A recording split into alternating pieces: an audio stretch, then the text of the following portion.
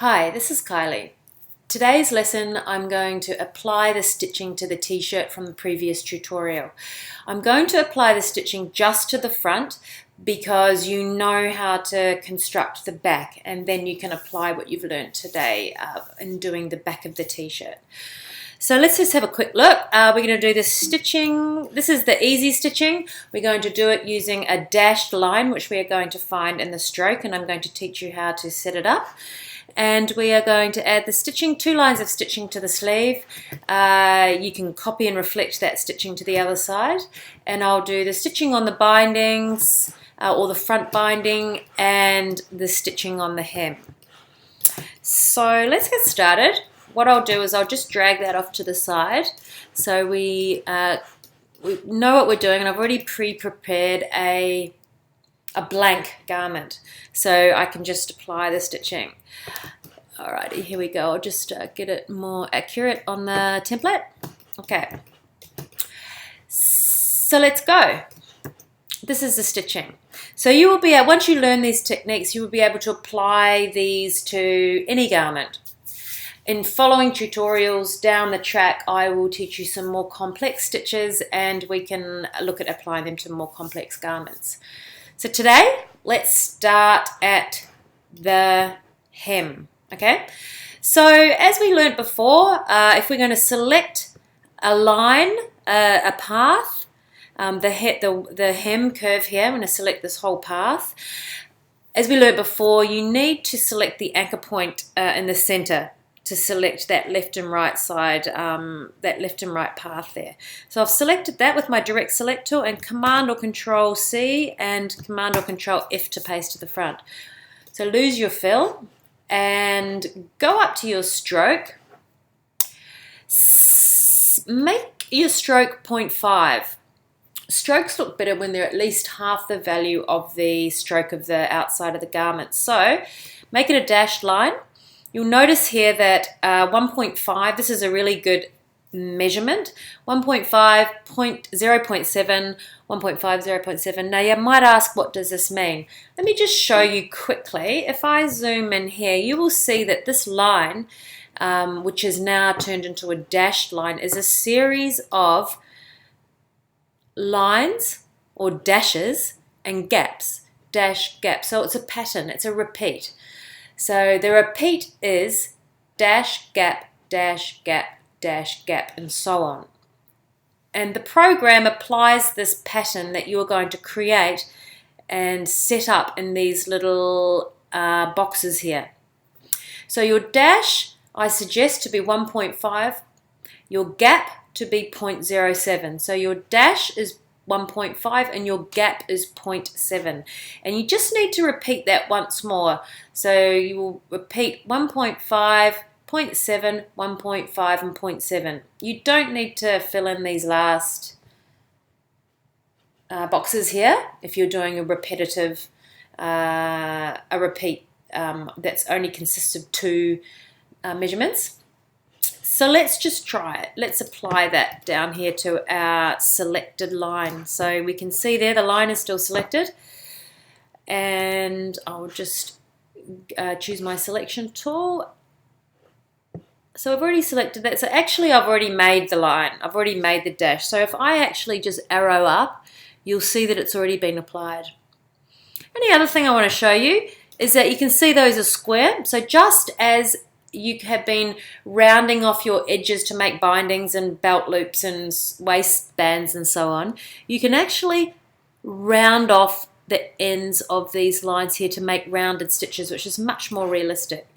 So I'm just going to lose that there for a sec. I just want you to pay attention. These lines out here, you don't want any lines sticking out. So if I just deselect on clicking on my artboard, click that and just arrow in a couple of times, and you can see now that that stitch has been nestled nicely into the side seam there. So I'm just coming over here to the other side with my direct select tool, select the anchor, and just left arrow in a couple of times. And there you have it. So there's no bits poking out. You don't want any stitches poking out. So now that you've made a lovely line, you can now copy this line and paste it just above that line to make that double stitching. So why don't I just press Alt? You can see when I press Alt, the duplicate arrow appears. That means it's ready to make a copy. And all I need to do is drag and hold Shift. And I still haven't released my mouse, so release my mouse now, and now release Alt and Shift together. And you can see that it's made a duplicate copy and pasted it right above the line there. All right, so I'm actually going to, I want it to be a little bit more of a narrow to a needle stitch. So if I just arrow down slightly, there you go, that looks about the same as over there. So now I want you to, with your selection tool, select, hold down Shift and select both of them and right click and group. So the stitching is now grouped. If I move them around using my selection tool to move objects around as a whole, you know, the stitching lines stay together. All right, so let's do the sleeve, same thing. Okay, this time there is just one line segment in this curve that we want to copy. So just select the line segment using your direct select tool, Control C, Control F to paste to the front, lose your fill, come to your stroke and select your dash line. Now you'll just see once you've created your dashes, sizes and your gaps and so on, every time you click the dash line in that file, it's actually going to just remember that, and it's going to copy those increments, those measurements into the boxes automatically.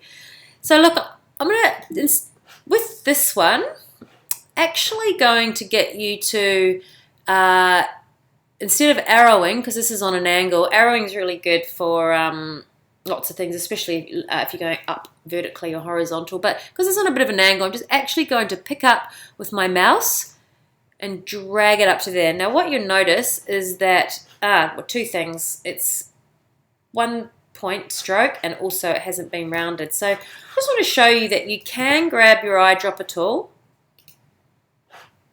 select the line that you've already, dash line that you've already made, and it will apply that formula to that line. So now instead of actually physically going in and you know, changing it to 0.5 and rounding off the caps, you can just eyedropper your selection. So just maybe bring it up a bit, and the same as we did with the hem, Option and just drag. I'm not holding down Shift this time. I'm just going to drag with my mouse, drag the copy out. So let's have a little look. Yeah, that looks good. So just Shift, hold, select that line, hold down Shift, select them both and right click and group. All right. Now, you could actually delete that and select the whole arm and copy and paste it over, or you could just select the stitching and transform, reflect, make a copy, and just drag it and hold Shift and drag it over here into position. And you can see now that it's actually gone sitting behind the sleeve. So what I want to do is arrange and bring to the front. Okay, easy. Now let's do the binding on the neck.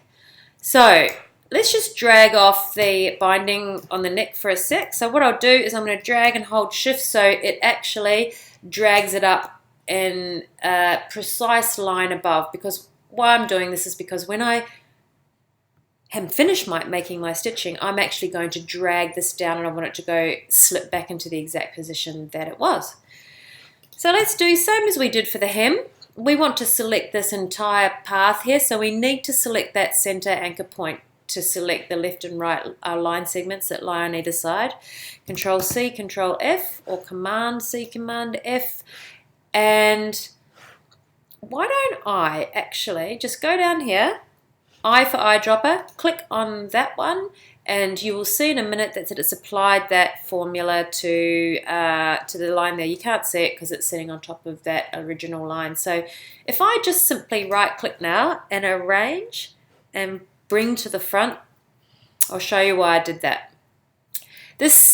I want the stitching to automatically be lying on top of the binding. So when I arrange and bring it to the front, it's going to be, when I drag this back down to its original place, the stitching will already be to the front, lying on top of the binding. So let's just have a go and see if see how that works. So with your direct select tool, select your binding, start dragging, hold down shift and just drag it down to its original position best you can.